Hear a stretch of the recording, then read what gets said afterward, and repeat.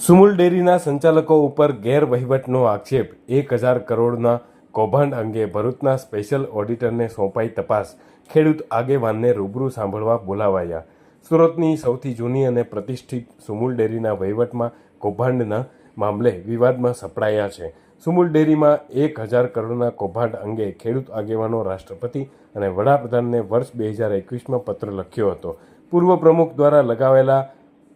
ભ્રષ્ટાચારના ગંભીર આક્ષેપોની તપાસની ખેડૂત આગેવાન દર્શન નાયક દ્વારા માંગ કરવામાં આવી હતી, જેને લઈને તપાસની માંગ કરનાર ખેડૂત આગેવાન દર્શન નાયકને રૂબરૂ સાંભળવા માટે દૂધધારા ડેરીના કમ્પાઉન્ડમાં આવેલી કચેરીમાં હાજર રહેવા જણાવાયું હતું. સહકારી સંસ્થાના જે ભાવનાથી વહીવટ કરવાને બદલે ભારતીય જનતા પાર્ટીએ જે મેન્ડેટ આપીને સહકારી સંસ્થામાં પ્રમુખ, ઉપપ્રમુખ અને બોર્ડની જે રચના કરી હતી અને હાલના જે પ્રમુખ છે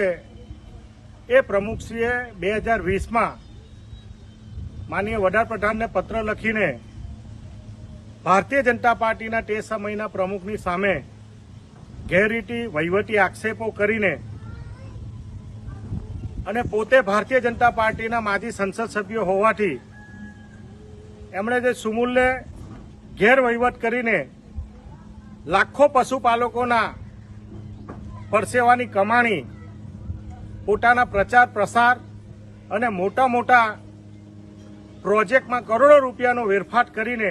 લગભગ 1000 કરોડ રૂપિયાનો પ્રોજેક્ટનો ખર્ચ કરીને સુમુલને દેવામાં ઢકેલવાનું જે કામ કર્યું હતું એ અનુસંધાનમાં એક પત્ર લખ્યો હતો અને અનુસંધાનમાં હમો દ્વારા પણ વારંવાર સુમુલના પ્રમુખ શ્રી સુમુલની બોર્ડ હોય, ગુજરાતના જે તે વખતના મુખ્યમંત્રી શ્રી, રાજ્ય સરકાર સહકાર વિભાગના અધિકારીશ્રીઓને, માનનીય પ્રધાનમંત્રીશ્રીને, માનનીય રાષ્ટ્રપતિશ્રીને વારંવાર પત્ર લખીને સહકારી અને લોકોના અને પશુપાલકોના હિતમાં આ સમગ્ર બાબતની તપાસ થવી જોઈએ એ બાબતનો મેં એક પત્ર પણ લખ્યો હતો. વઠોવઠ અમે લડત પણ ચલાવેલી હતી, પરંતુ ભારતીય જનતા પાર્ટી જે સહકારમાં જે લોકોના માટે, સહકારી મંત્રીને ફાયદા માટે, પશુપાલકો માટે જે વહીવટ કરવાને બદલે મોટી મોટી જાહેરાતો કરીને, મોટા મોટા ખર્ચો કરીને, પ્રચાર અને પ્રસાર કરીને જે લોકોના પસીનાની જે કમાણી છે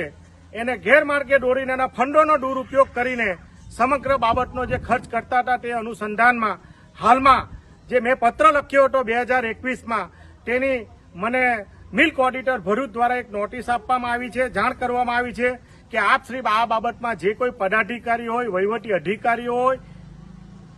કે જે આખી બોર્ડ છે એમણે જે ગેરવહીવટ કર્યો છે તે બાબતના તમારા પુરાવા સાથે આ 13 તારીખે હાજર રહેવા માટેનો મને પત્ર લખ્યો છે.